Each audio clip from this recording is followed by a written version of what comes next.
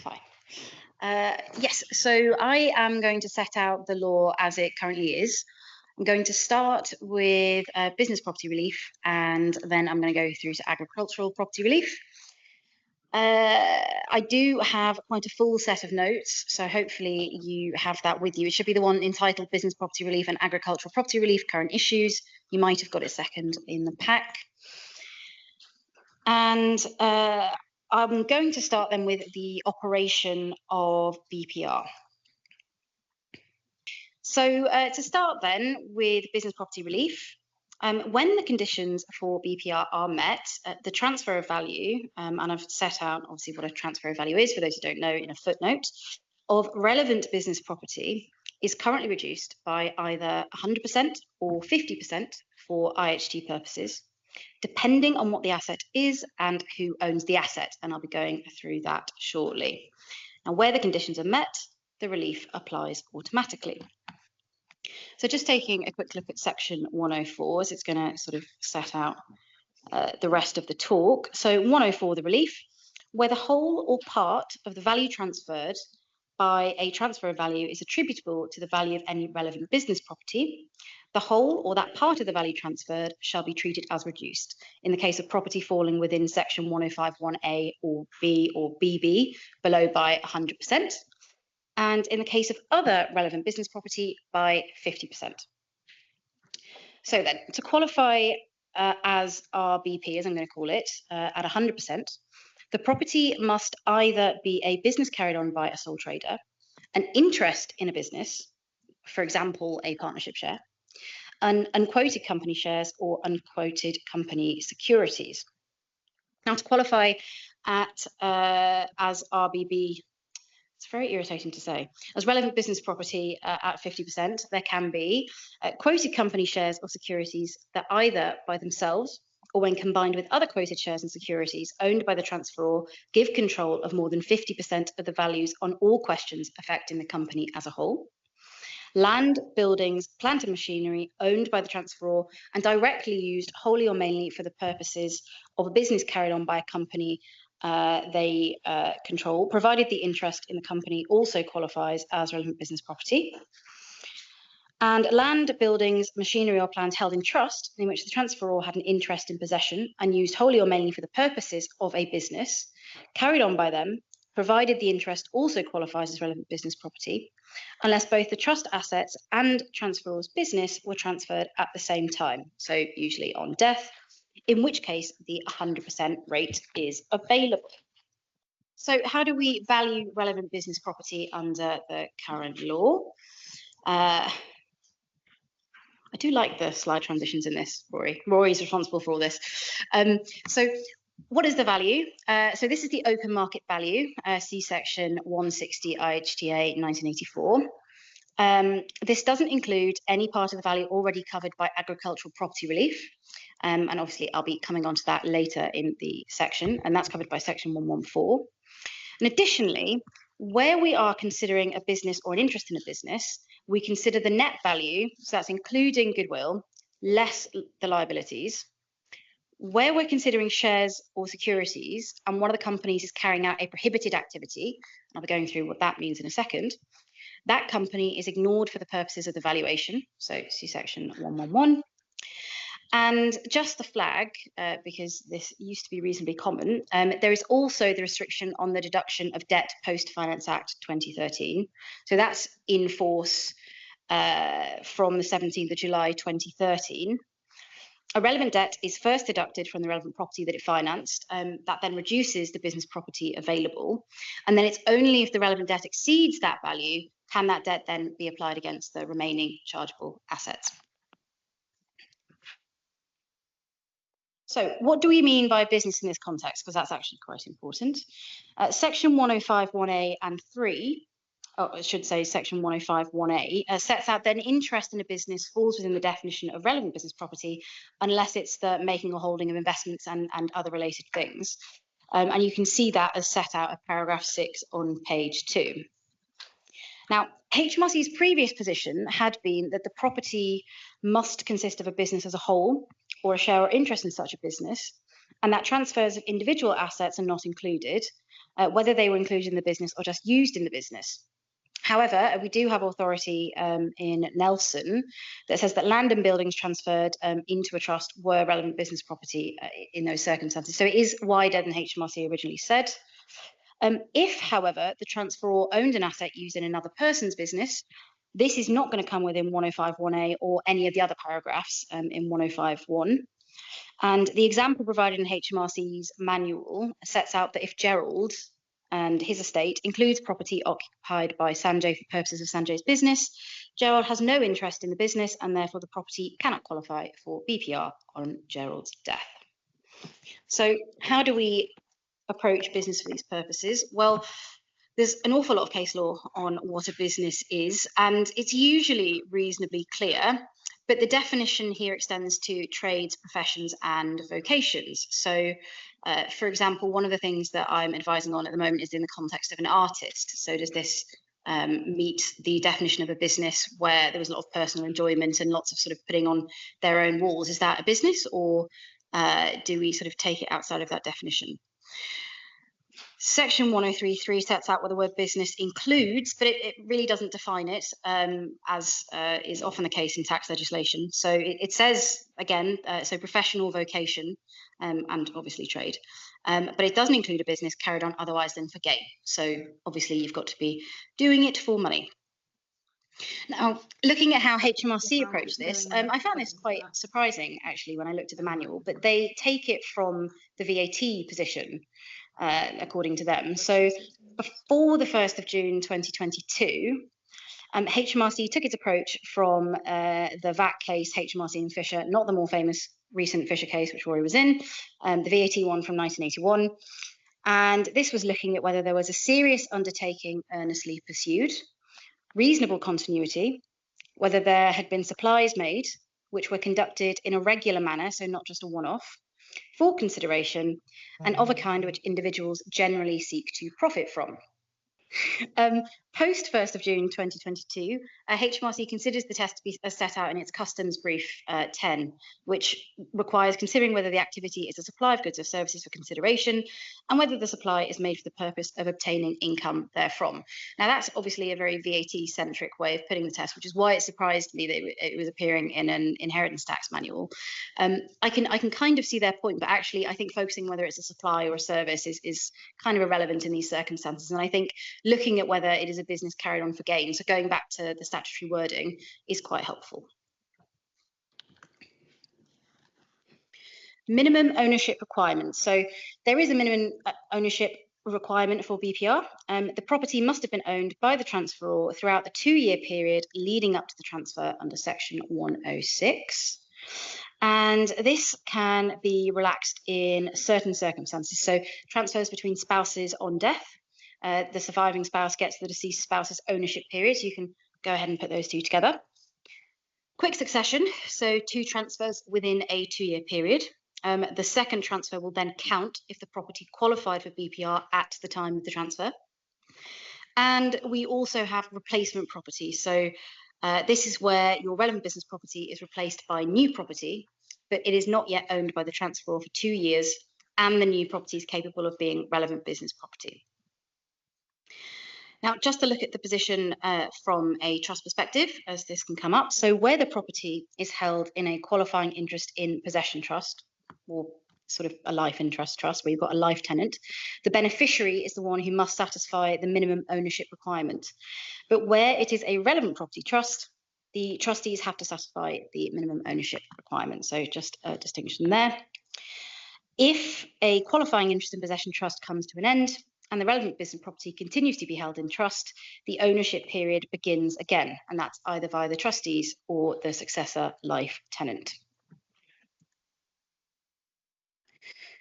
Moving on then to prohibited activities for BPR. So section 105.3 prohibits the following categories from qualifying for relief. So a business or interest in a business or shares in the securities of a company are not relevant business property if the business, or as the case may be, the business carried on by the company consists wholly or mainly of one or more of the following.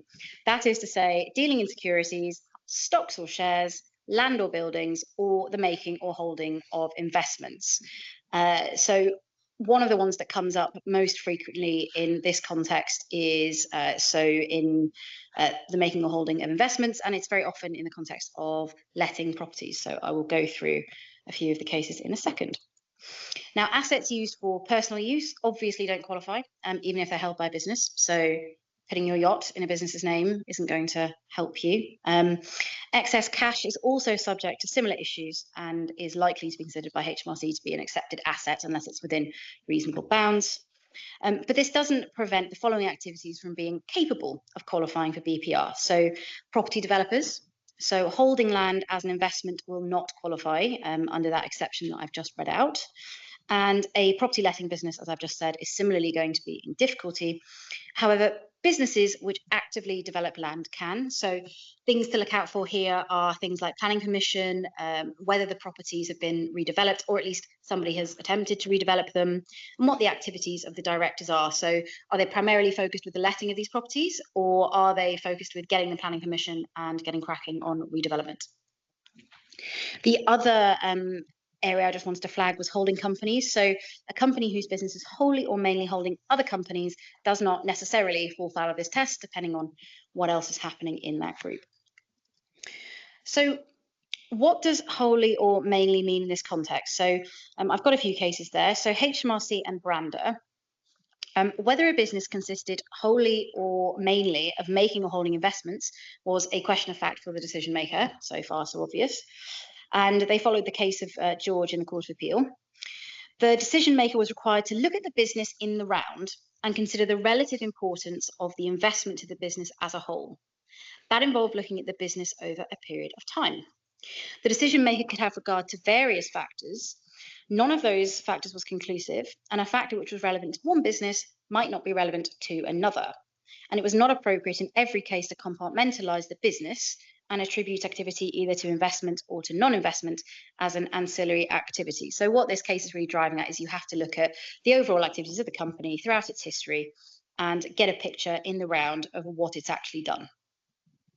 Now, applying that to some more fact-sensitive areas. So HMRC in Pawson, this was a holiday letting business, and here it was considering whether it would be regarded as a business consisting mainly of holding investments and disqualified. So here, the services provided to the occupants were limited. So they were providing a cleaner and caretaker, heating, hot water, telephone, on-call services in case of emergencies, and the occasional replenishment of supplies. So a sort of standard holiday let where you, in effect, hand over the keys and pretty much you let people get on with it. And there was a similar result also in Green and HMRC in the first tier in the context of a furnished holiday letting business, and in Ross and HMRC also in the first tier in 2017. Now, there have been successful cases in this area. So the case of Graham and HMRC, where holiday lets offering an exceptional service did qualify for BPR. And here it was more like a family-run hotel. So food was offered, linen changes were made, there was an offering of afternoon tea. So it was a lot more intensive what was being provided. And that's what got them over the line here. In Vine and HMRC in the upper tier, business property relief was available where the deceased had operated a livery business on 30 acres of land. And it wasn't just the provision of stables and fields, which you might think, again, would fall foul of that, the wholly or mainly making or holding investments. But it was also additional services provided by the owner, so things like worming treatments and providing hay.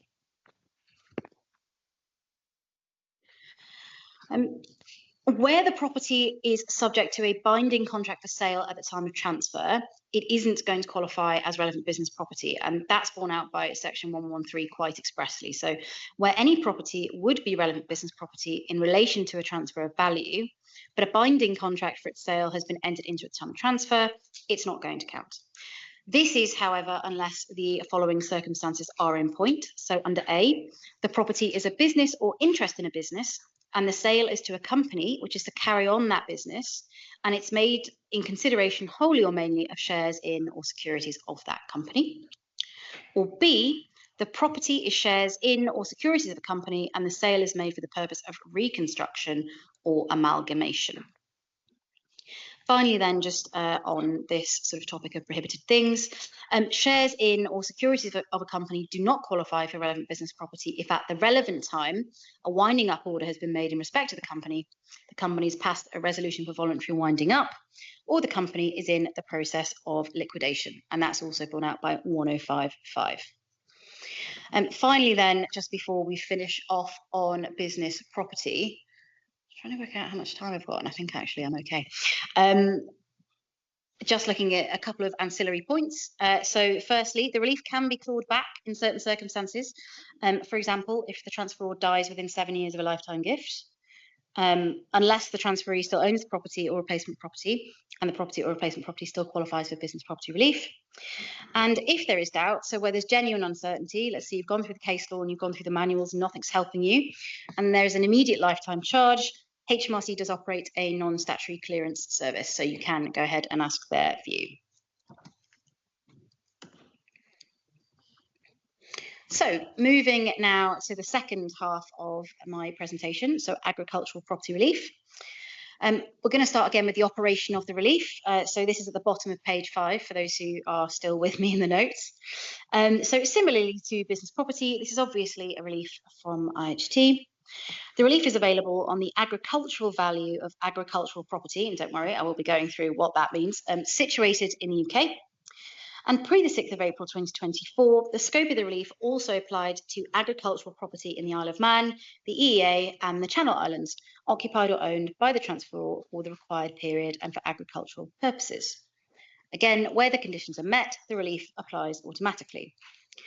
Now, in most circumstances, the relief here is a rate of 100%, or at least obviously it currently is.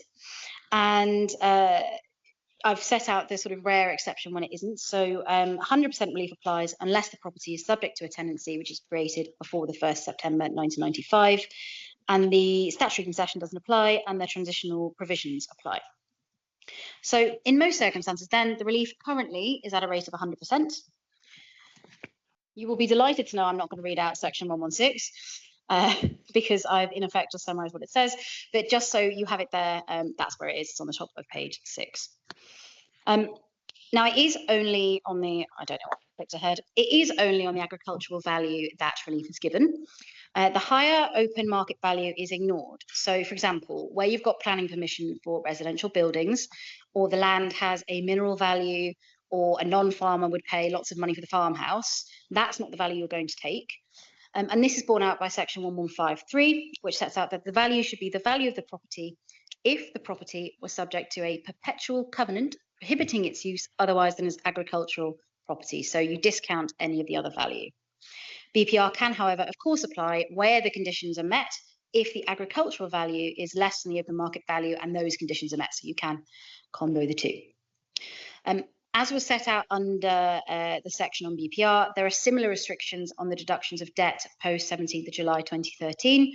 So I'm not going to repeat myself, but do go back and look at that if you need to.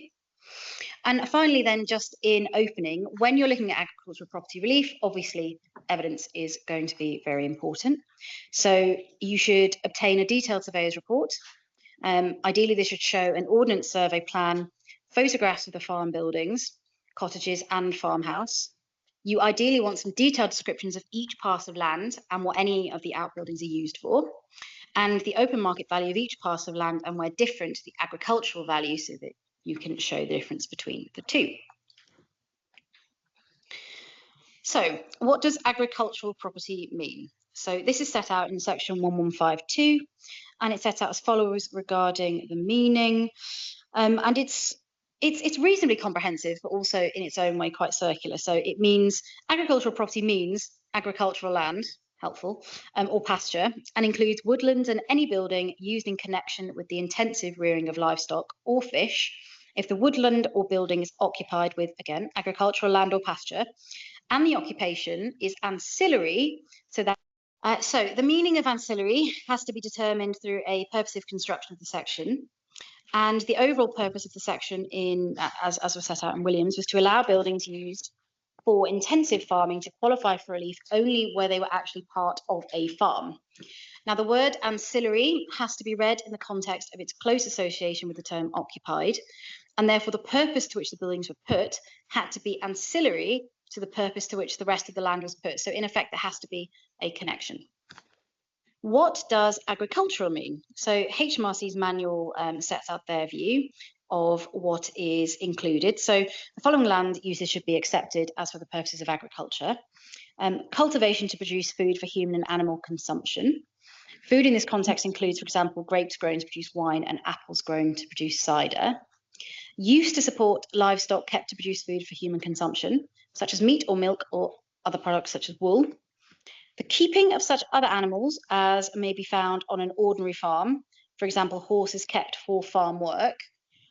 The breeding and grazing of racehorses on a stud farm.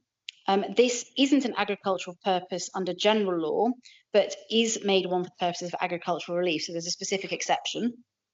Land set aside for permanent or rotational fallow. The cultivation of short rotation coppice. And land that is normally used for agricultural purposes may occasionally be used for other purposes. So provided those other purposes are not the primary reason for the land should still be regarded as occupied for the purposes of agriculture. So, and the example they give is a normal working farm over which an annual point-to-point horse race is run. So what isn't agricultural? Keeping birds or animals for sport, that doesn't count, according to Earl of Normanton and Giles. Or horse grazing, so that's Hemmons and Whitsbury. So that is different to horses being used to work the land. It's also important to remember that, again, you're looking here at all the facts and everything in the round, and this can be a matter of fact and degree. So in Dixon and HMRC, it was held that a property which consisted of a cottage, garden and orchard with excess fruit sold from the trees for less than £100 per year was not agricultural for the purposes of the relief, because obviously that is quite small in the context of the rest of the property. Moving then to one of the most complicated parts of agricultural property relief, which is surprising because you'd think it'd be reasonably straightforward. What is and is not a farmhouse has generated significant case law, as there is no definition really set out in 1152. So starting then with CIR and Whiteford, we learn from this case and from a case called Rosser that a farmhouse in effect is where a farmer lives. Again, this is entirely circular because you have to know what a farmer is really in order to answer that question. The former, though, sets out that this is the place from which the farming operations are conducted. So we're looking there at the activities conducted hopefully from the farmhouse. And the latter is that it's a dwelling for the farmer from which the farm is managed. So farmer is the person who does the activities take place in the house, and the house relates to the activities carried on.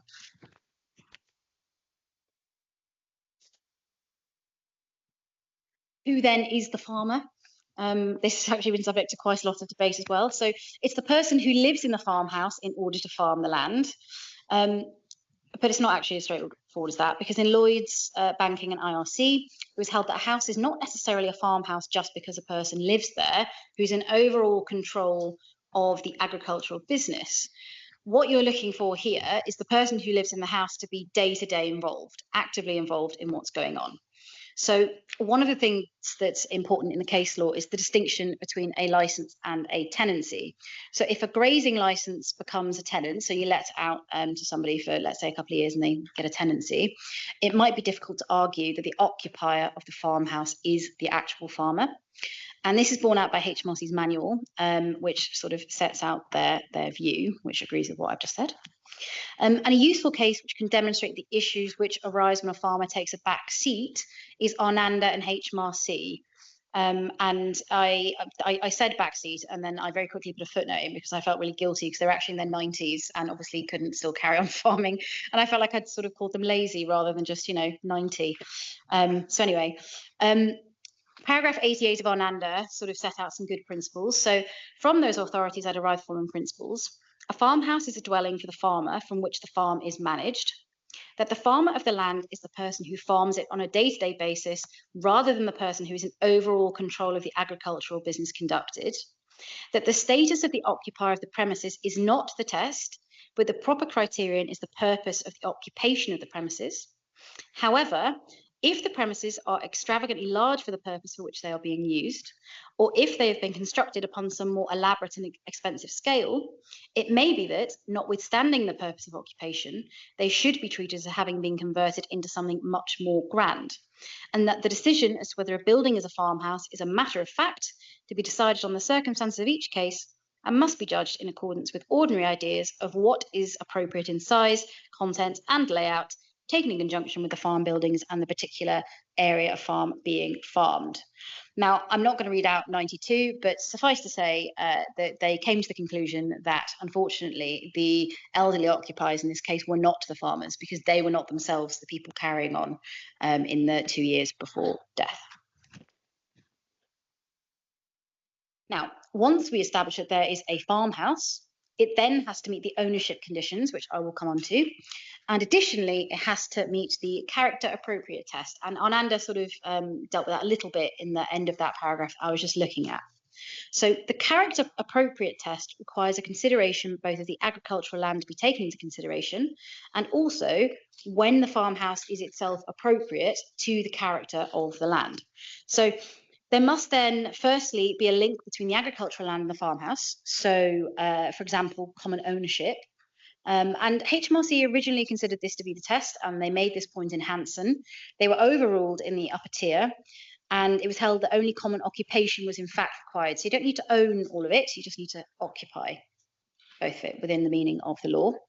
And I just sort of added this on. It then seems reasonably clear that land farmed by someone else shouldn't be considered within this test. Whether the farmhouse is appropriate has been subject to significant litigation. So HMRC's manual IHTM sets out when a farmhouse is appropriate or not. Again, I'm not going to read all of it out because I think I've got 5 minutes to go, more or less, but I'm going to pick up on some key points. So is it appropriate by reference to its size and layout and content? Is it proportionate in size? So if you've got an absolutely massive house and then a really small farm, that's not going to work. Within the agricultural lands, the land predominates if the farmhouse is ancillary to it.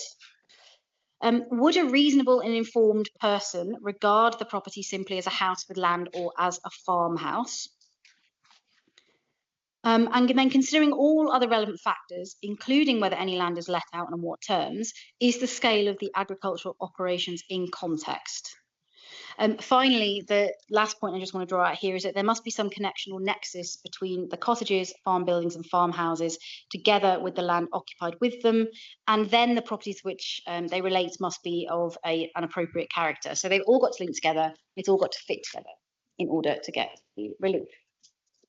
And just in case you don't want to go through all of that, there is a useful shorthand in the case of Dixon, which in effect says, and this is a shorthand because it doesn't get you to the right answer every time, but where the test, here it was said that the test was whether a person in the Clapham omnibus, so the regular ordinary person, would regard the property as a house with land or as a farmhouse. And I think most of the time, albeit not all the time, that will get you to the right place. Finally, then, in the last couple of minutes, I'll just cover off ownership and occupation conditions. So under section 121, the property must be occupied by the transferor for agricultural purposes throughout the 2 years before the date of the lifetime gift or the transferor's death, or it must have been owned by the transferor throughout the 7 years before the date of the lifetime gift or the transferor's death, and occupied by any person throughout the 7-year period for the purposes of agriculture. So 2 separate time limits there. And for relevant property trusts, we look at the occupation by the trustees. And for qualifying interest in possession, so life interest trusts, occupation means occupation by the beneficiary with the life interest. The same relaxations that I went through for APR, for BPR applies to APR. And then finally, again, and I just wanted to flag this because it can be slightly more common in this context under ancillary issues, it's important, again, to watch out for binding contracts of sale. So this can prevent qualifying for APR unless one of the specific exceptions is in point, and the statutory reference to that is section 124. So, oh, what a great slide change. That's me. So I'm now going to hand over to Chris, who is going to set out the changes to come.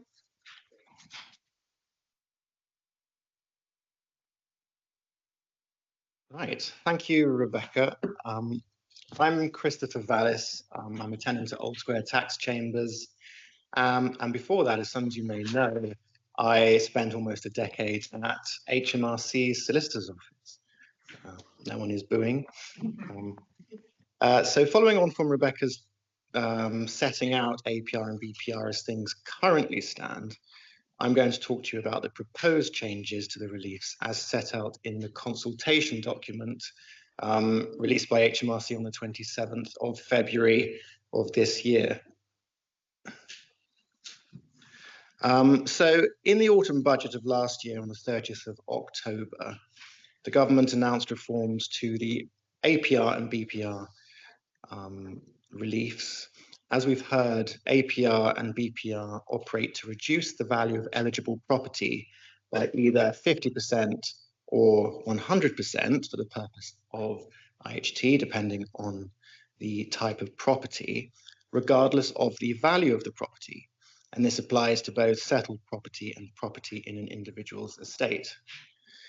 The new rules, which are proposed to come into effect on the 6th of April next year, significantly reduce the scope of the reliefs.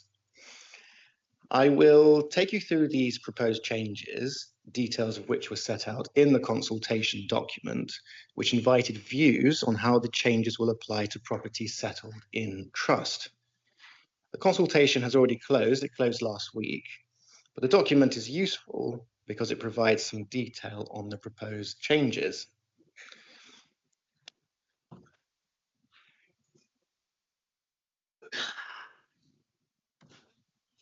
So, for individuals, assets eligible for 100% relief will now face a combined cap of £1 million across APR and BPR. The change to APR has received a lot of press attention, but the cap is combined for both APR and BPR. Any value exceeding this cap will receive a reduced rate of relief of 50%. Funnily enough, when BPR was introduced in 1976, the rate was 50%. And then the rate for BPR and APR was increased by Chancellor Norman Lamont in 1992 to 100%, presumably to avoid forcing the sale of small businesses and agricultural property to enable people to satisfy IHT liabilities. This concern has been tackled this time, arguably ineffectively, by other means, namely the availability of payment by interest-free installments, which I will come on to later on. So the £1 million cap will reset every 7 years, which places an emphasis on planning as soon as possible. This rule will also apply to chargeable lifetime transfers, such as property settled into trust, with the same 7-year reset. Potentially exempt transfers made after the 6th of April next year will be subject to the £1 million cap if the transferor dies within 7 years. Chargeable transfers of qualifying agricultural and business property made within 7 years of a failed PET may reduce the £1 million allowance applicable on death, depending on the date of the death. And unlike the nil rate band, the £1 million cap is not transferable between spouses. So HMRC provided an example, which I've set out here. So I'll take you through it. So Olivia transfers qualifying private company shares valued at £2 million into a trust on the 10th of April 2027. On the 11th of April 2040, she transfers qualifying agricultural land valued at £1 million into a trust. Both transfers took place after the 6th of April 2026 and will be subject to the £1 million combined relief cap. The chargeable lifetime transfer into the trust of £2 million will benefit from 100% relief up to £1 million of shares. The remaining £1 million of shares will receive restricted relief at 50%. And for the shares, inheritance tax will therefore be 500,000, which is half of the 1 million left over, minus the £325,000 nil rate band, which is 175,000 times 20%, which is £35,000. The transfer of qualifying land in 2040 will also benefit from the relief, as more than 7 years have passed since the previous transfer. There will be no inheritance tax as the value of the land does not exceed the £1 million cap. So this is a good straightforward example which shows the reset of the £1 million cap after 7 years. What about the impact on trustees?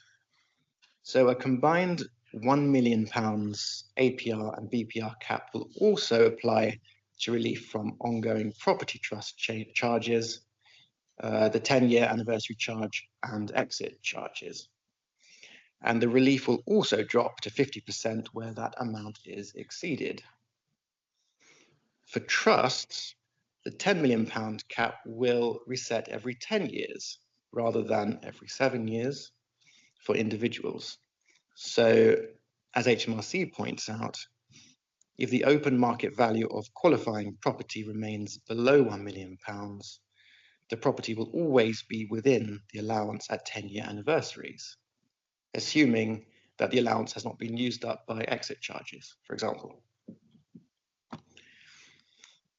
And the consultation document also talks about shares on certain markets, shares traded on unlisted markets recognized on HMRC's list of designated stock exchanges, such as AIM, and qualifying shares listed on unrecognized foreign exchanges will also qualify for 50% relief rate, which is reduced from 100%. So in summary, the rate of relief of 100% will remain unless the value of qualifying property exceeds £1 million, in which case any value in excess of £1 million will be entitled to 50% relief only. This cap, or allowance, as HMRC calls it, I suppose it's a matter of perspective, will apply to individuals and to trustees. They each have their own £1 million cap for the relief. For individuals, it will reset every 7 years, for trustees, every 10 years. For both individuals and trustees, the cap is combined for qualifying agricultural and business property. And for agricultural and business property, which is already only entitled to a 50% rate of relief, things remain the same. These rules do not affect that. And HMRC points out that individual estates will continue to benefit from the nil rate band, residence nil rate, and other exemptions. So, moving on to transitional arrangements. This is where things get more interesting. Even though the proposals are not currently law, the law has been drafted. They're not currently law, and the law hasn't even been drafted. The proposed rule applies to events which have potentially already happened. It's because when the proposals are enacted, they're likely to have retroactive effect. So the consultation document sets out details of transitional arrangements for transfers made before the 6th of April next year. So the first set are things which took place before October of last year. So potentially exempt transfers and chargeable lifetime transfers made before the date of the autumn budget will not count towards the £1 million cap and will benefit from the rules in place at the time. Property qualifying for 100% APR or BPR, which is settled in relevant property trust before the date of last autumn's budget, will enjoy uncapped relief on exit charges until the date of the trust's next 10-year anniversary, falling after the 6th of April 2026. The first 10-year anniversary charge after the 6th of April will be reduced proportionally based on the number of complete quarters from the 6th of April 2026, which is demonstrated in this example. So here, a relevant property trust is comprised entirely of shares in a private company. At the last 10-year anniversary charge on the 31st of March 2020, the shares were valued at £10 million. On the next 10-year anniversary charge on the 31st of March 2030, the value of the shares is 11 million. So in order to calculate the notional value of the transfer, 11 million minus the £1 million allowance is 10 million. And then 10 million gets the 50% relief, which is 5 million. 5 million minus the nil rate band is 4,775,000. And 20% of that is 935,000, which is an effective rate of 5.61%. This then needs to be reduced proportionally based on the number of complete quarters from the 6th of April 2026. So there are 40 quarters in the 10-year period between the 31st of March 2020 and the 31st of March 2030, obviously. There are 16 complete quarters left after the 6th of April 2026, before the end of the 10-year period. And 16 is 40% of 40, so 40% or 5.61% of the £5 million is £112,220. Any subsequent distributions from the trust will be subject to the new exit charge rules. So moving on to the transitional arrangements which take place between, so the period now essentially between the 30th of October 2024, but before the 6th of April, October and 6th of April 2026. This is the period which HMRC have referred to as the transitional period. So potentially things that are taking place today will be the subject of the yet unpublished provisions. So for potentially exempt transfers made during the transitional period, the £1 million cap will apply to individuals who do not die before the 6th of April 2026. In other words, if a donor should die during the transitional period, their estate will benefit from the old rules. If a donor should survive until after the 6th of April next year, but not longer than 7 years, it will be a failed potentially exempt transfer and the £1 million cap will apply. For a more elderly person, this might render planning somewhat complicated. So we have another example provided by HMRC.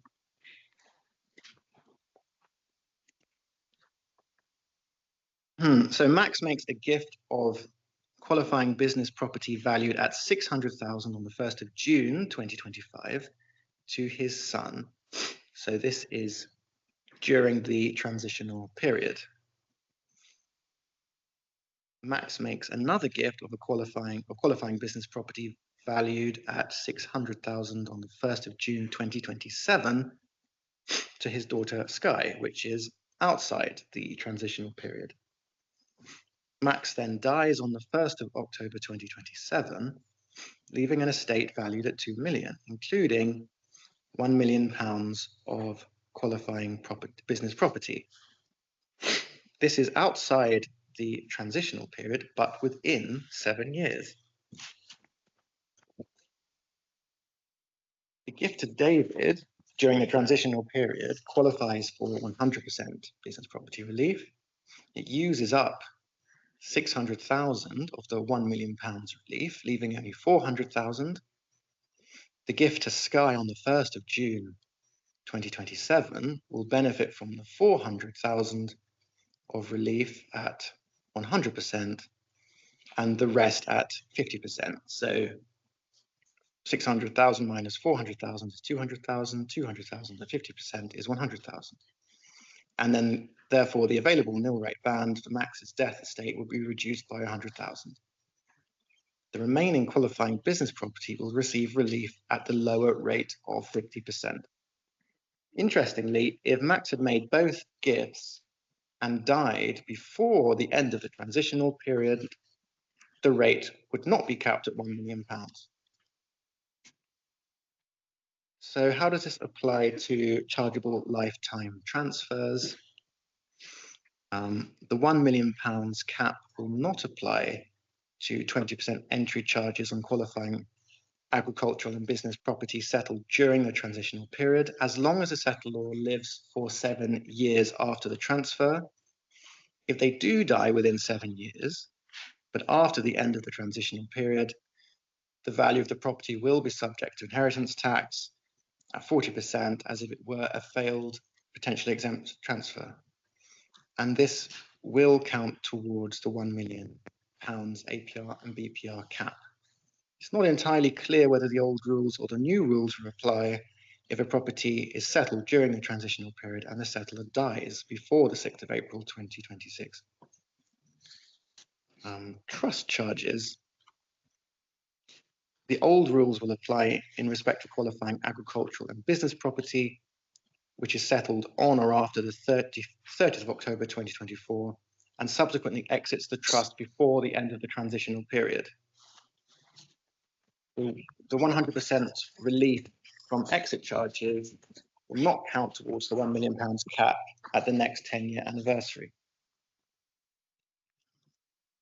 For exits after the end of the transitional period, so after the 6th of April 2026, the £1 million cap will apply to the trustees, as we've discussed. To the extent that the £1 million is used up by the exit charge, the availability of the relief will be reduced for the next 10-year anniversary charge. In calculating the first 10-year anniversary charge for qualifying agricultural and business property settled during the transitional period, the £1 million cap will only apply to complete quarters which fall after the end of the transitional period.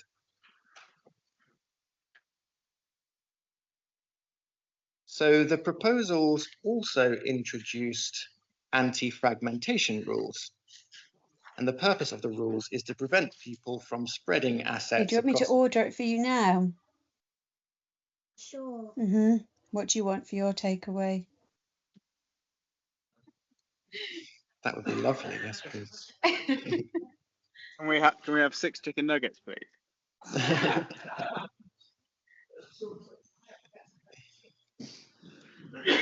Anything else?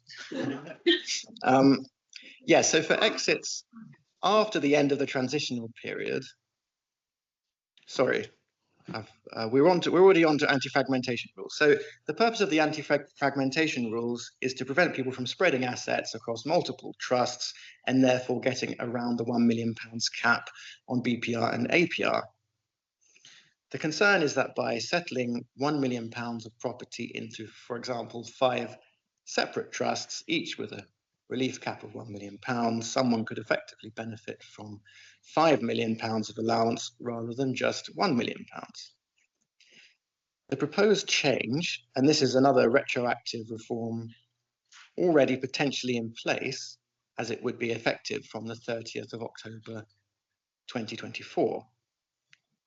A £1 million cap will apply to the settlor, not to each trust. Once £1 million worth of qualifying property has been transferred into a trust or multiple trusts, any additional property transferred by the same settlor to other trusts will only qualify for 50% relief. So, if £1 million of qualifying property should be added to a trust on or after the 30th of October 2024, and then qualifying agricultural or business property is subsequently added to another trust, the 100% rate of relief will be available in respect of the first trust only, up to the first £1 million. The amount added to subsequent trusts will only benefit from the 50% relief. HMRC notes that the allocation of the £1 million cap to a trust is fixed at the outset. If a proportion of the £1 million is unused because there is a distribution of qualifying property from the trust, the unused allowance will not be transferable between trusts. Someone's mentioned the STEP response, and the STEP response did criticize this because what if, for example, property worth £1 million is transferred and then it doesn't meet the BPR wholly and mainly test, which may be outside the control of the trustees, who would then lose the benefit of the £1 million allowance. Whether HMRC take this into account when drafting the legislation, we don't know. Trusts which happen to exist already on the 29th of October of last year, or that's the day before the autumn budget, will continue to enjoy uncut relief even if the settlor transfers further qualifying property to more than one of these trusts. And there's also the related property rule. Related property rules apply to lifetime transfers and transfers on death. These were the rules which value fragmented property as if it were unfragmented, because fragmented property is sometimes less valuable than when it is valued at a whole.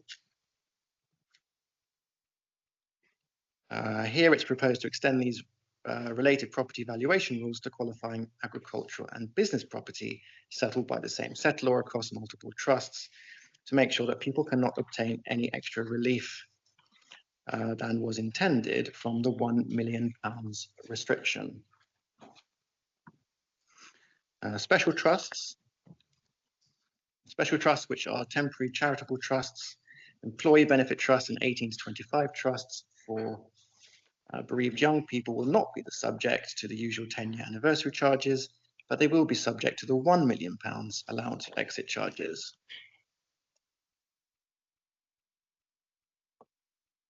Unlike relevant property trusts, their £1 million allowance won't refresh every 10 years, except for 18 to 25 trusts, where the allowance refreshes for each beneficiary when they take their share, to prevent older siblings using up all of the allowance as they incur exit charges. 18 to 25 trusts, each young beneficiary will have their own £1 million allowance to cover the inheritance tax charge, as I've said. Qualifying interest in possession trusts. So for inheritance tax, someone who has a qualifying interest is treated as owning the underlying tax asset. The £1 million cap will apply to qualifying property held in such a trust where the beneficiary dies on or after the 6th of April 2026. If there is a lifetime transfer of qualifying property from the trust on or after the 30th of October, and the person with the interest dies on or after the 6th of April next year, the £1 million cap will apply, again creating the counterintuitive situation where there's potentially less inheritance tax when the person dies sooner. The £1 million cap will be apportioned between the qualifying property in which they had an interest and other such property in their estate at death. And I think I only have a couple of minutes left, is that right? Loads left. I've got loads. Oh. But just take your time. Okay.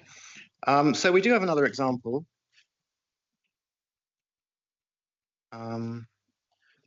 So this is to do with a qualifying interest in possession trust. Joseph dies on the 1st of May 2027, leaving an estate valued at £2 million, including £700,000 of qualifying agricultural land. He also has a qualifying interest in possession trust valued at £1 million and including £800,000 of qualifying agricultural land. The combined value of qualifying agricultural land is 700 plus 800,000, which is 1.5 million. On Joseph's death, the £1 million allowance will be split proportionally between the land and the interest in the trust. So about 47% of the total value of the land is personal land, and about 53% of the total value of the land is trust land. Therefore, 47% of the £1 million cap will go towards the personal land and the rest towards the trust land. So 47% of the £1 million relief so £700,000 minus 47% of the £1 million relief, which is 466,667, is 233,000. 50% relief applied to that is 116,000. And then of the £800,000 trust land, minus the 53% of the £1 million relief, which leaves you with 266,000. 50% relief applied to that is 133,000. So the consultation ran between the 27th of February 2025 and the 23rd of April 2025. The next stage will be to draft legislation to implement the proposed changes. Just a couple of thoughts on the proposals. APR has been the subject of considerable media attention, and some political pressure has no doubt been applied. It does seem somewhat doubtful, though, that the pressure placed by the NFU and others will convince the government to abandon the changes. Who knows if it will be softened to some extent. A potential concession already made is that HMRC have proposed to provide the option to pay IHT by equal instalments over 10 years, interest-free. So as things currently stand, payment by annual instalments over 10 years is already available for qualifying assets, but it's not interest-free. The consultation document explains that from the 6th of April next year, the option to pay interest-free will be available regardless of the applicable rate of relief. So the first instalment for deaths after this date will be due on the 6th, will be due 6 months after the end of the month in which the person died.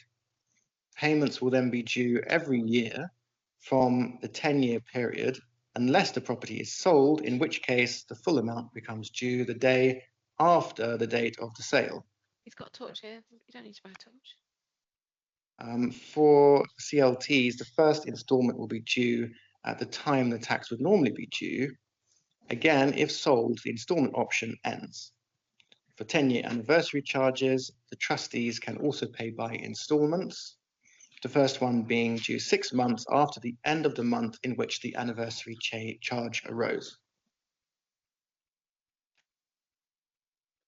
Even if APR is modified, it seems less likely that the BPR proposals will also be modified. They seem to have received almost no media attention at all. These rules will require individuals to consider things which have until now been unnecessary to consider, given that the relief was 100%. For example, the valuation of assets, which can be a difficult and contentious issue. And of course, these proposals will place significant burdens on farms and businesses who may need to consider whether funds should be saved to satisfy potential future inheritance tax liabilities to avoid having to be sold. Although the interest-free instalments proposal seems to be targeted at this problem, this may well be more helpful for business property holders than agricultural property holders, although it does seem doubtful that this will be enough for many farms and small businesses who tend to be more asset rich and cash poor. And of course, attention needs to be paid to the retroactive application of the rules to the transitional period. So that's me. Thanks very much for listening, and I'll pass you on to Rory. Thank you very much, Chris.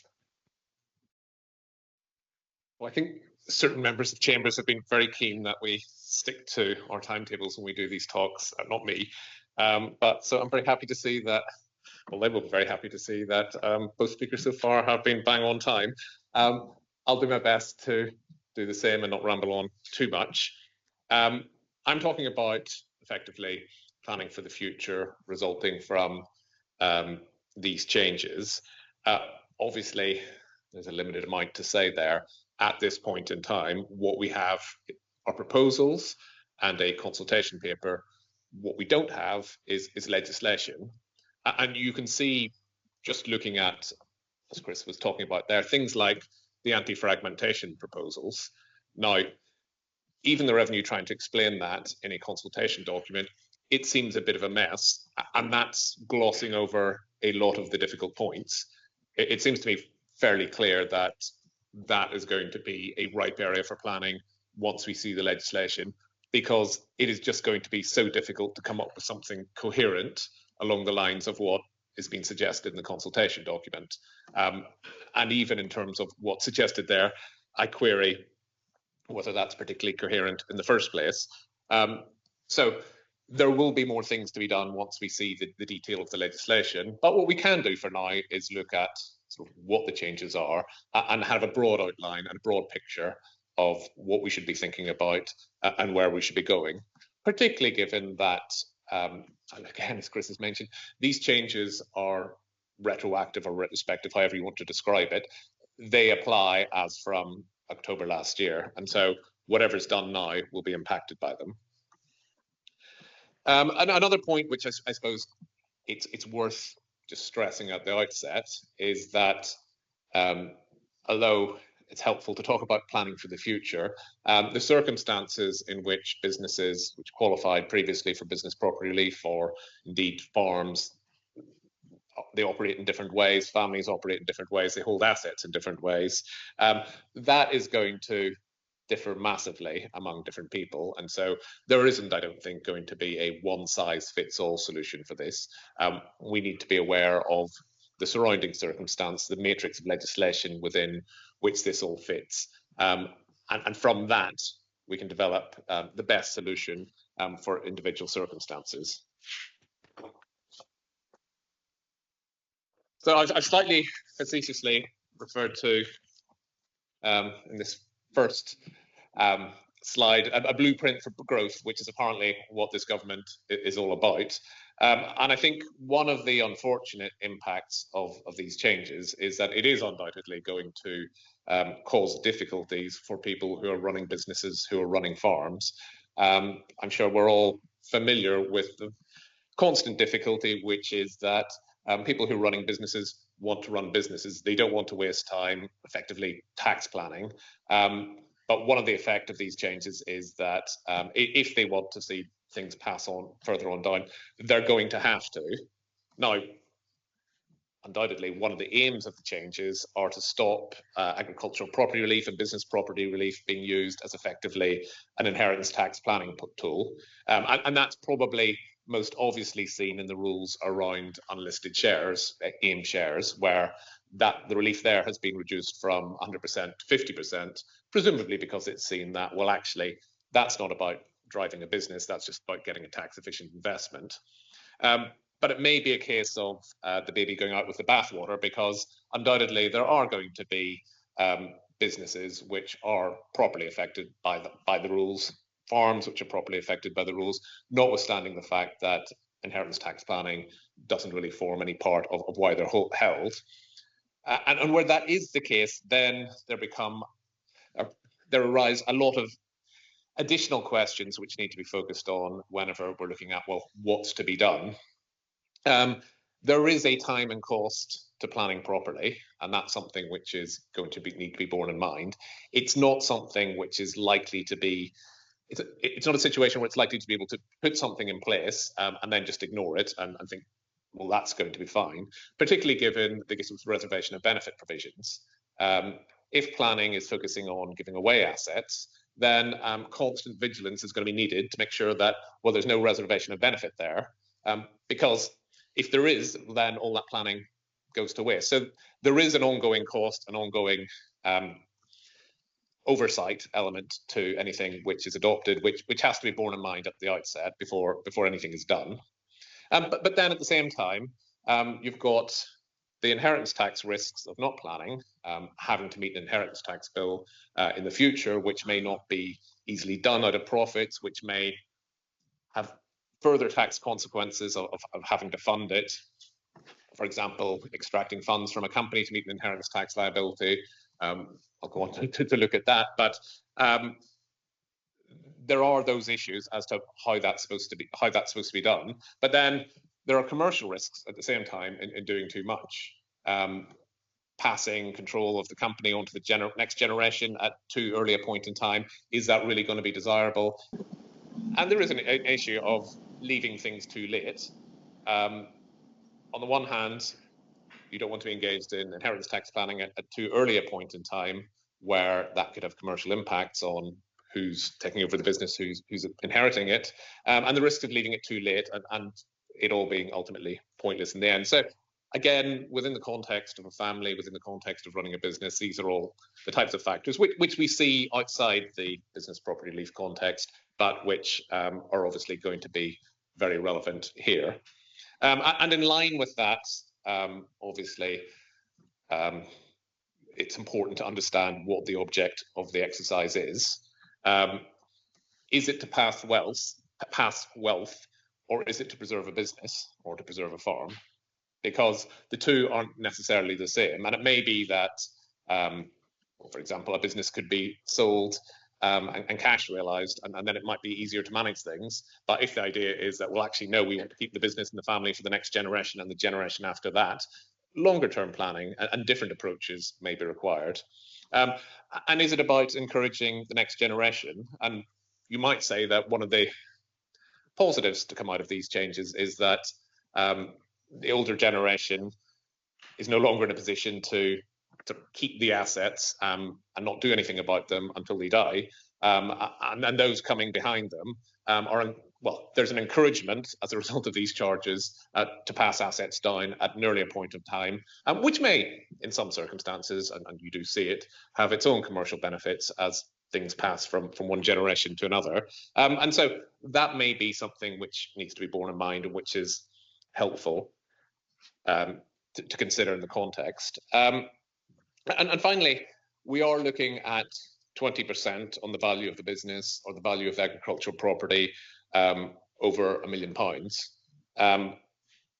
plus the cost of financing the tax, whether that's loaning it, whether it's extracting from the money, or extracting it from the business. And a big question there in terms of any planning is going to be, well, how much of an issue is that going to be?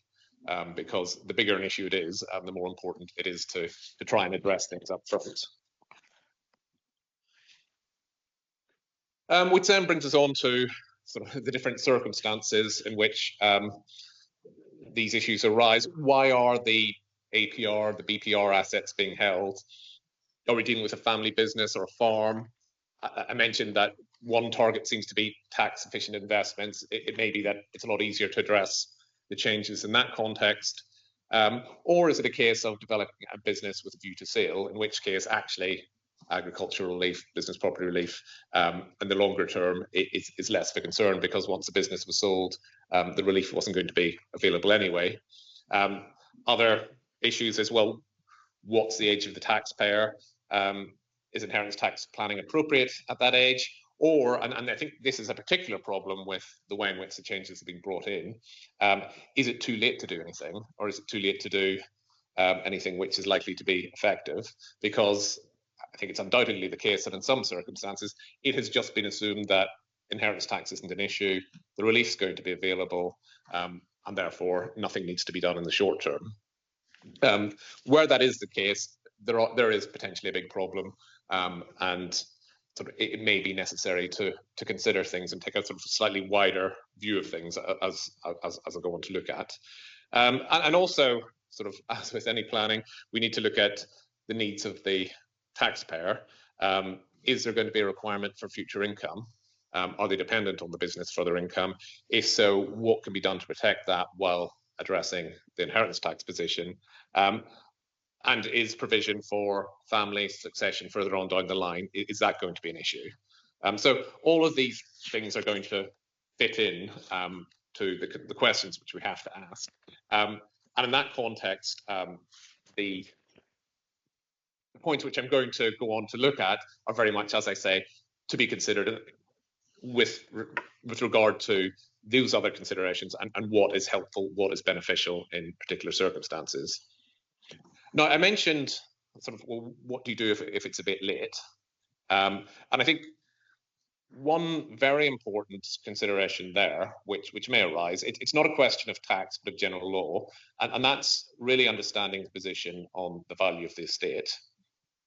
And particularly where it's too late to do anything, what you want to know is, well, has something happened already which might inadvertently have reduced the value of the estate? So understanding effectively who owns what. Now, some families may not care whose name assets are held in, and while agricultural property relief and business property relief was available, that may not have mattered. When you're looking at, well, what was the position before October, it's important to understand, well, have there been a range of agreements? Have there been understandings made in the past? How have those understandings impacted on people's rights? So if there was a giant falling out, is it really the case that all of the assets would go with the person whose name they're held in? Or is there a claim which other members of the family have to that property? Because if there is, then that may be something which impacts on the value of the estate, impacts on the value of assets which are subject to business property relief. And understanding, well, what were the nature of those claims? And a very good example is proprietary estoppel, where there's lots of reported cases of family members working on the farm with a promise that it will be handed down to them on the death of the parent. And when that doesn't happen, they make a claim, and they have a claim to that farm. They have rights in the farm during their life because of the detriment, because of the reliance. An interesting question is, well, how does that impact on the inheritance tax position?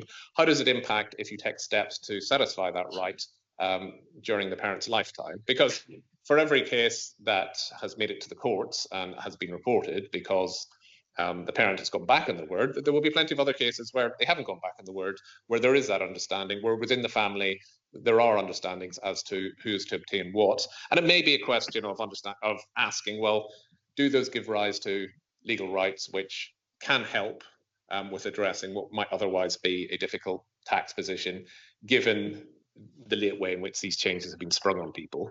There may also be employment law rights where, again, family members working for less than market value consideration. Has that given any right or claim which could impact on the value of an asset, the value of shares held in a person's estate? Although always bearing in mind that there may be income tax implications of any argument which is put forward. And also, what we wouldn't want to be doing is arguing that, well, effectively, there's a binding contract for sale, because that might have an impact on business property relief, which would otherwise be available. But just to pull on that point about being aware of the income tax consequences, obviously, in addressing this, we do need to be wary of the implications of doing anything for other tax provisions. Obviously, inheritance tax planning may engage capital gains tax on disposals, but where we're looking at it, I think, and this is particularly relevant in the context of businesses or farms where there may be family members who have been working in it, there's a potential income tax liability in relation to anything which is done where that person is an employee. And it's important to be alive to the risks there, that we aren't saving inheritance tax, but creating an unfortunate income tax liability. Part 7A of ITIPA, the disguised remuneration rules, very, very wide, have to be considered anytime you're dealing with any sort of structure which might have a trust involved in it. Also, if we're looking at companies looking at trying to do something with shares, being alive to the implications of the employment-related securities rules and whether they apply.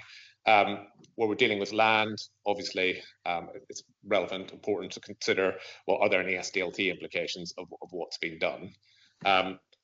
Obviously, it's a very obvious point to be made about any sort of planning, but given the importance, and the ways in which it can be overlooked from time to time, it's worth repeating. I think what I would say in relation to the other taxes is that it can generally be managed. It's just a matter of being alive to potential risks that there might be. So with those general points, shall we say, in mind, looking to, well, what can we do? Well, I think the starting point is to look at where we are with the relief. Now, this has been covered by Rebecca and Chris, and I'm not going to repeat it. Obviously, the first point is that you have the £1 million APR BPR limit, which is to reset every 7 years for individuals. Obviously, if you survive 7 years, it's going to be a potentially exempt transfer anyway. So query sort of what difference it makes it being £1 million. It may be relevant if what we're considering is a chargeable lifetime transfers into trusts, for example. Possibly if a potentially exempt transfer is being insured against death within 7 years, the fact that you're looking at £1 million rather than the nil rate band may impact on any premiums. But where that is available and useful, that's obviously a helpful starting point, that there is this element of relief, and it does reset every 7 years, and the level of £1 million offers some degree of comfort. Then I suppose the next point is around trusts and what can be done there. Now, I mentioned the anti-fragmentation rules. We don't have the legislative detail of them, and they appear to be very complicated and frankly a bit of a mess. But they do raise all sorts of questions as to what can be done in terms of the ideal may be to have assets held in a multi-settlor trust where you have multi-million pound limits, all of which allow the trust to benefit from many £million of business property relief or of agricultural property relief, and allows assets to be held for many generations. And in terms of long-term planning, that may be something which is helpful. In order to achieve that, there may be questions of recycling in and out of trusts, by which I mean pointing out to individuals who have a full £1 million limit for settlements who can settle back into trust. It may be possible to have multiple funds, each settled by different settlors to manage relief, and it may be possible to switch between those funds in relation to assets which qualify for business property relief and those which don't. A related point which may arise depending on the detail of the legislation is how we deal with existing trusts, particularly existing trusts which don't have business property in them, or don't have agricultural property in them. Do they still benefit from a generous treatment? And if so, is there scope to use existing non-business property trusts as a mechanism for holding business property in the future? Now, it may be that we have anti-avoidance provisions which anticipate that. It may be that we don't. As I say, we don't have the legislation. But you can see that just by looking at what's proposed, there are all sorts of possibilities around what may ultimately be an idea of having a fund which, because of many different settlors, and if you're talking about a family business, it may be possible to arrange things so that many different members of the family settle property on trust. You then have a trust which doesn't need to concern itself particularly with 10-year charges going forward. And if the idea is to hold assets for the very long term, then that would obviously be beneficial. Now, a very real concern in respect of all that is, well, what about capital gains tax, in particular when being transferred into a trust? Because we do have the exclusion in terms of holder relief where something is settled or interested. And again, there, it may be possible to have multiple funds with different beneficiaries. Clearly, it's important not to avoid having reciprocal settlements, because that may then fall foul of those rules. But again, it may be something which is, or it ought to be something which is possible to be managed with the caveat that subject to whatever the legislation provides. But I think you can clearly see that sort of the idea of having trusts with, even with a limited amount of relief going forward, doesn't mean that trusts in the context of sort of a wider family planning for the future can't be a useful mechanism for holding business property.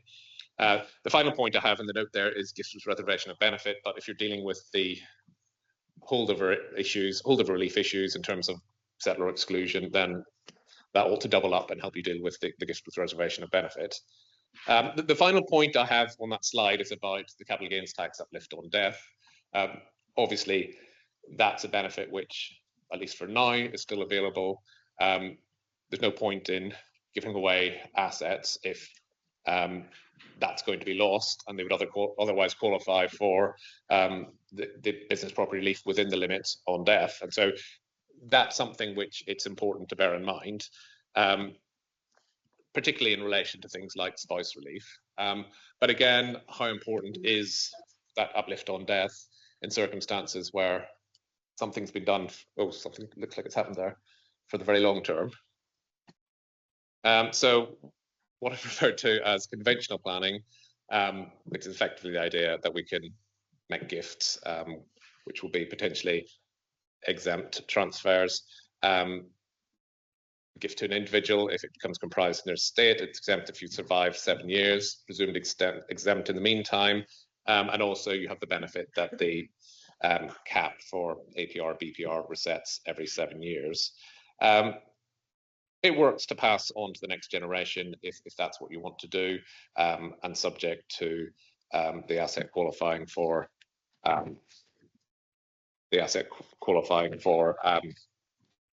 capital gains tax relief, because otherwise you are going to have a capital gains tax charge on a deemed disposal on the gift, which could be problematic depending on the base cost of the assets.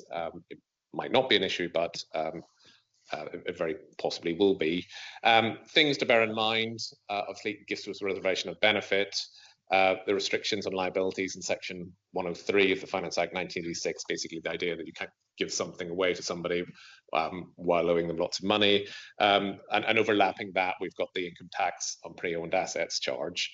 And so these are all points which need to be borne in mind in planning around this sort of thing. Then there are the important commercial and family considerations. What will the impact of the gift be for both the donor and the donee? Because the donor is excluded from benefit, how is that going to affect their ability to finance their life moving forward? Is the business their source of income? If so, how is that going to be addressed going forward in a way which is consistent with the gift with reservation of benefit provisions? Certainly, if you're working for a business, that doesn't mean that you can't be paid going forward, but it is something which needs to be keeping an eye on. And then separately, in terms of donees, is it a good idea to be giving a lot of value to someone at that particular point in their lifetime? It may be that someone who's much older, involved in a business for a long period of time, it's about time it happened. If we're looking at someone much younger, it may be that a straightforward gift isn't as appropriate. It's also, I suppose, the other point just to mention there is to consider the impact of the gift on other assets and the availability of relief in relation to them. If you own a business and you give away certain of the assets, do you still have a business, or do you just have assets which are used in a business? Or looking at something which Rebecca was talking about, if you give away a lot of farmland, does your farmhouse still qualify as a farmhouse? Does it impact on that? And that's just a point to be borne in mind there, that while straightforward gifts are obviously a straightforward way of addressing things, there are some wider implications to be dealt with. I mentioned capital gains tax holdover relief, and that will obviously be an important way of making gifts in a way which doesn't involve an immediate charge to tax, which would, given the context in which we're discussing these issues, potentially be problematic. Now, in terms of business assets, I think it is important to bear in mind that there is a distinction between a trading company for capital gains tax purposes and a company qualifying for business property relief within section 105.3. The legislation talks about not carrying on non-trading activities to a substantial extent, which I think the revenue sort of broadly say around 20%. One of the cases has suggested that, well, that's not prescriptive, but it's a good rule of thumb, I think. But then the section 105.3 test, which Rebecca was talking about, is it a business of wholly or mainly carrying on investments, which is more of a sort of 51% test. And so you can have a company which, because of its trading activities, qualifies for business property relief, but which isn't a trading company for capital gains tax purposes and wouldn't qualify for holdover relief under section 165, assuming it also meets the requirement of being a personal company. So that's a distinction to be borne in mind. I think, in fact, that's a distinction which the Office of Tax Simplification picked up on a few years ago, where as part of their supposed simplifications, they were suggesting actually you ought to align the two and reduce the scope of business property relief. So it's one which the revenue are well alive to, and it's one which needs to be borne in mind. For agricultural property, the position's more straightforward. There's a straightforward holdover relief in Schedule 7, which applies the Section 165 holdover there.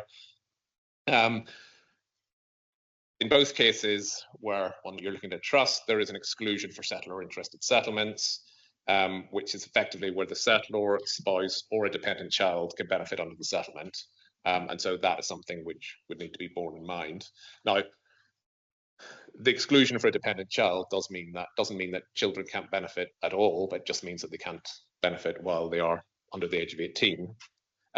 We then have, I think I said the slides are disposals subject to EBT.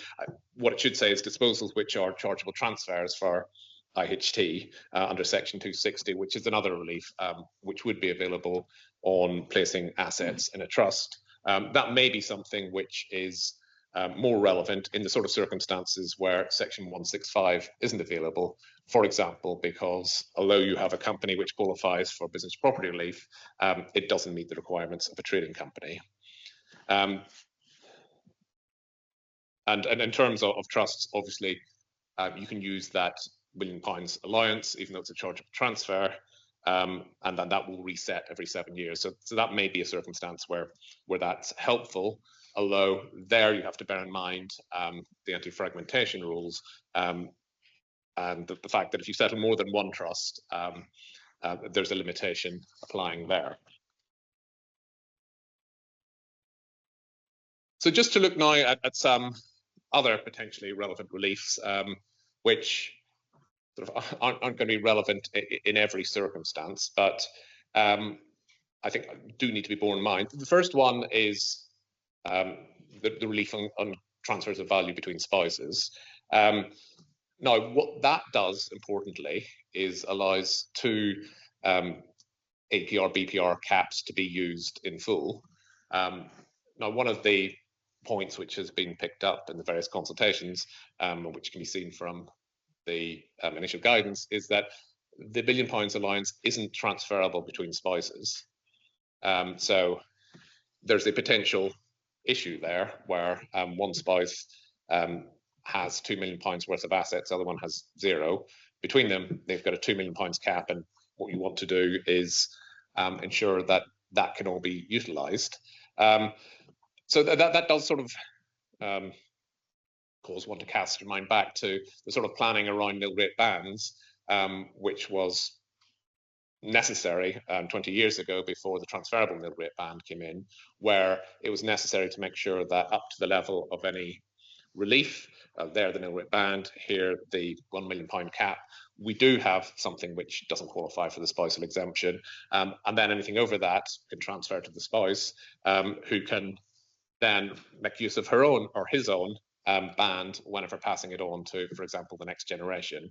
The obvious point being that if I've got £2 million and £2 million worth of assets qualifying for relief, I give it to my wife on my death. That's an exempt transfer. My cap hasn't been used at all. If she then gives it to her children, she only has one cap of £1 million. And so then there's the 50% reduction applies to the next £1 million worth of assets. If, however, I give £1 million to either directly to my children or into a trust, which qualifies, takes up my cap, the next million goes to my wife, And then she passes it on to the children or into the trust. She uses her full £1 million cap, and we've used up both and maximised the cap. Now, it's fairly simple planning. It's been around for, as I say, a long time in relation to nil rate bands, but it is something which needs to be borne in mind. It's an additional complication which has been brought in by the refusal to make the relief cap transferable. But there we are. It's something which is available. For sort of the more controlling spouses, an immediate post-death interest in possession might be used to make sure that control is had over where the property goes after it transfers to the spouse. But if what's been planned there is a further settlement, there is an issue because the settlor will be the initial deceased. And so that's a point to be borne in mind, given the anti-fragmentation rules, given the way in which they apply. Where you do have that sort of arrangement, or where you do have multiple funds, there may also be potential for switching assets between funds. The idea there being, I've got £1 million worth of assets which qualify for BPR and £1 million which don't. I put the £1 million into Fund A, claiming BPR relief, and my wife gets an IPDI and the other assets of £1 million. Same trust, at some point, the trustees switch the assets between the two, so that on my wife's death, again, the assets in her estate now qualify for business property relief. Now, that's less of an issue as a result of the reduction in business property relief, and that's more something which has been around for a while in terms of trying to maximise the availability of the relief between family members. So those are a number of ways in which spouse relief can be relevant. Dispositions not intended to confer gratuitous benefit. This sort of feeds back to what I was saying about understanding, well, what are the arrangements which are in place? Our employees of the family paid market value for, our family member employees paid market value for what they're doing. Very often that won't be the case. If not, there might be questions around, well, how can that be dealt with? Although always considering, well, what would be the income tax position of doing anything? And then a related point is normal expenditure out of income, or indeed dividend waivers, which qualify for exemption. Now, obviously, an income tax charge may offset any inheritance tax saving, but where it may be relevant is where it's a choice between income tax or inheritance tax. So, for example, where assets within a company are needed to fund payment of tax. Now, there is a relief there in section 103.3 of the Corporation Tax Act, which allows, which gives a relief, which allows the company to buy back its own shares if that buyback is being used to pay inheritance tax. But you do need to show undue hardship would otherwise result. Query what that requires. In circumstances where the charge is going to fall on the shares in the company and those shares have to fund the tax relevant to them, then it would seem that it wouldn't be unreasonable to expect it to be funded out of the company rather than other assets. It may be a case of taking care to structure gifts so that the person receiving the shares is also the person liable to the tax, so that that undue hardship argument is a little bit stronger. But at the moment, there's not much guidance around what is meant by that, and because it's slightly unusual in context, mainly because we've had business property relief, there's not a lot to be said as to when and how the revenue will apply it, but there is that aspect of the test. An alternative might be that through use of dividend waivers in advance, paying out income, which obviously attracts an income tax charge, but will have reduced the value of the estate to the same amount. And so you wouldn't have the corresponding inheritance tax charge. That requires a bit more care in terms of the plan of the timing, and maybe more difficult to arrange. But there is that other relief, particularly for dividend waivers there, which is perhaps easier to arrange and easier to show than normal expenditure out of income. Moving on then to a few other points. Trusts for employees, particularly given that we are dealing with businesses, these will be entities with employees, and farms indeed have been known to employ people as well, and which obviously includes family members. There may be scope to make greater use of these reliefs, particularly given that perhaps the existence of business property relief is part of the reason why they haven't been widely used outside the investment context. There have been sort of quite significant amendments to the relief in Section 28 of the Inheritance Tax Act, which make it a lot more prescriptive. Does mean that in some circumstances it might not be available for certain family businesses. But the flip side is the scope of the relief is much clearer. The revenue effectively been using the GAR to rewrite what the relief applies to. That seems to me to be much more difficult when Parliament has said, well, as long as you come in within, has revisited the point and said, now, as long as you come within these parameters, there isn't an issue. Another point, and perhaps more useful, and perhaps this might be a way of addressing the difficulties with the anti-fragmentation rules, is the relief in Section 86 of the Inheritance Tax Act for employee trusts, which is a lot less prescriptive than the relief under Section 28. Which allows effectively, well, I think there's an issue as to what the legislation actually means. What it says is that you come within its scope as long as people who are not employees, effectively, of a certain business can't benefit. The revenue interpret that as meaning that everybody has to be able to benefit. At some point, that will get decided. But in the meantime, in circumstances where you have a business and where you're content for everybody to benefit, that may be a very useful and straightforward and an easy means of addressing the 10-year charge problems which otherwise arise. I also mention employee ownership trusts, which are different species. Again, very prescriptive rules, much more prescriptive rules in Section 28. Although there's an inheritance tax relief, it may not be that relevant, that useful in circumstance where employee ownership trusts seem to be used more commonly, which is effectively to sell the business into the trust. And then there are generous reliefs which allow you to use cash in the business to effectively fund the purchase. Effectively, what you're doing there is you're changing your shares which qualify for business property relief for an asset, whether a loan or cash, which doesn't. But that does allow an element of planning going forward, while allowing employees to benefit. And when it's a family business, that might be something which is attractive and worth bearing in mind. The next point to bear in mind is, as a way of addressing the various issues, is share reorganisations.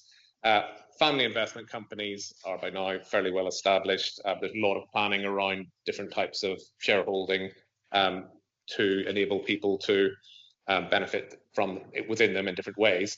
That said, those will typically be investment companies that won't necessarily have employees or family members being employees. So the same level of income tax considerations won't necessarily apply, and a lot of care needs to be taken around employment-related securities, for example, as to what is to be done. But certainly it is possible, by way of reorganisation, to create multiple different classes of shares, some of which can be retained, some of which can be given away. Different voting rights obviously helps address commercial concerns as to, well, who is running the company. It's possible to divorce the voting and the economic rights to reduce the estate while maintaining a level of control. Obviously, the different economic rights then assist in the inheritance tax planning. Things like growth shares can be used to give away something which isn't worth a lot at the moment, but ensures that any future growth transfers not to the current holders of the shares, but other people. Also, I mentioned that one of the issues is, well, if you give everything away, how do you maintain your lifestyle, particularly if a person's older, has ceased to work in the business and can't justify paying a wage? It may be possible to retain income shares, which give a right to a fixed income for a period of time, and which then would allow them to fund their lifestyle out of that, sort of very much on the Ingram type analysis that basically you're dividing up your cake and deciding what you're going to keep and giving away everything else. So you don't have that gifts with reservation of benefit problem. There's also the possibility of arranging the value within the shares to try and reduce the extent of the capital gains tax issues. by ensuring that the value at the moment perhaps is smaller. But again, employment-related securities, anything which is convertible may give rise to a charge at a later point in time. Anti-avoidance provisions need to be borne in mind here. Gives reservation of benefit again. How is the donor benefiting from the company going forward? As I say, that can be managed, but needs care. And as I mentioned, the implications for income tax of any share award, particularly where you're dealing with someone who's an employee. Partnership structures, I just mentioned that. It sort of in a way similar to what's said around share reorganizations, different classes of shares. That can be helpful in offering flexibility as to how to manage, particularly a family business where there are multiple people involved in it, and where it's necessary to have a potentially exempt transfers or even chargeable lifetime transfers in order to reduce the value of a donor's estate. How do you manage things going forward? How do you bring different people in? How do you maintain a degree of control? That can very often all be managed through a partnership with a suitable agreement. Again, obviously relevant to consider the potential other tax charges which might be in point, but it is something which can be very useful in the correct circumstances. And then finally, just to look on the transitional provisions, there may be some scope for restructuring pre-30th October 2024 trusts because there's some relief on exit charges until the first 10-year anniversary. And that might be important because there might be a question as to whether the business of the firm can afford 10-year charges. An answer to that, as I say, may be not to be making payments out, but rather to consider altering the terms of the trust to meet the requirements of Section 86. Obviously depends on the nature of the business, and obviously there's a question as to what these requirements are, but that ought to be possible even within HMRC's interpretation. In terms of a gift under the current regime, before the new rules are brought in, well, it is effective if you die before the 6th of April 2026, but obviously there's a downside to that in terms of planning, so not something I'd necessarily advise or would advise at all. But in terms of the limit applying retrospectively, if you don't survive the 7-year period, it's not obvious what the advantage is of rushing things before we see the legislation. If you do in fact die before the 6th of April 2026, then the transfer of value on death will qualify for business property relief, and you'll have the CGT uplift. So making a gift early hasn't really helped. The only benefit I can see is that you may start the 7-year clock running quicker if that's something which is thought to be beneficial. But subject to that, it doesn't seem like there's a lot to be said for trying to rush things until we've seen the legislation, until we've seen exactly what we're facing. And that sort of brings me round in a circle to where I started with the point that actually we do need to wait and see what the legislation provides. But we do have a flavour of what's there, and we do have an idea of what can be done. A lot of it is stuff which is available, which has been dealt with in other contexts, and it's just a matter of expanding it and using it in the context of these sorts of assets, these sorts of businesses, albeit being very alive to the potential difference, which is around how income tax may feed into this, where key parties are employed in the business or are employed in the farm. So that's all I have to say. I'm going to take a seat now, and we're very happy to take questions if anybody has them. For those online, I think if you type them up between us, we should hopefully be able to work out where they are.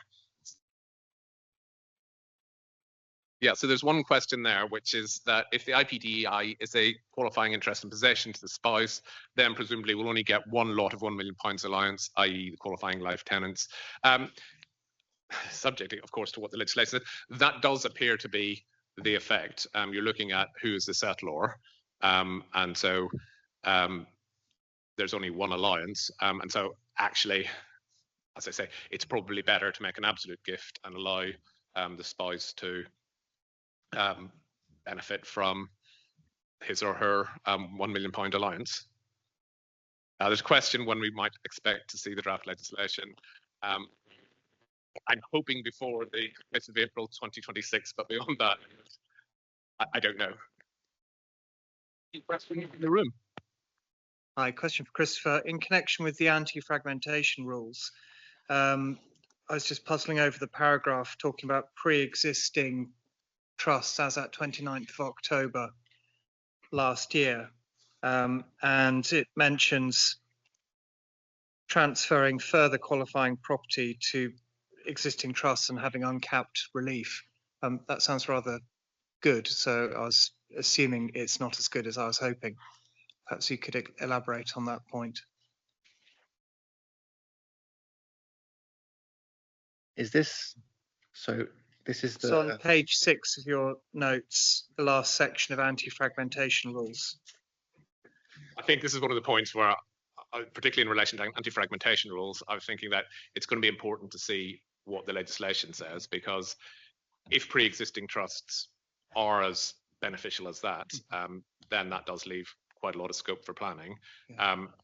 And the other question is, if I've got a pre-existing trust which doesn't happen to hold business property now, but it uses the assets which it has to switch out for business property, does it still get the benefit of that very beneficial treatment? Because you can see there'd be a lot of opportunity there. But I suspect, and I'll let Chris jump in and disagree with me, but I suspect that's one where we're going to need to wait for the detail of the legislation. I agree. Thank you very much. So we don't have any other questions online. So unless there are any other questions here, I'm going to suggest we all go and grab a drink. Brilliant. Well, thank you all very much all for coming.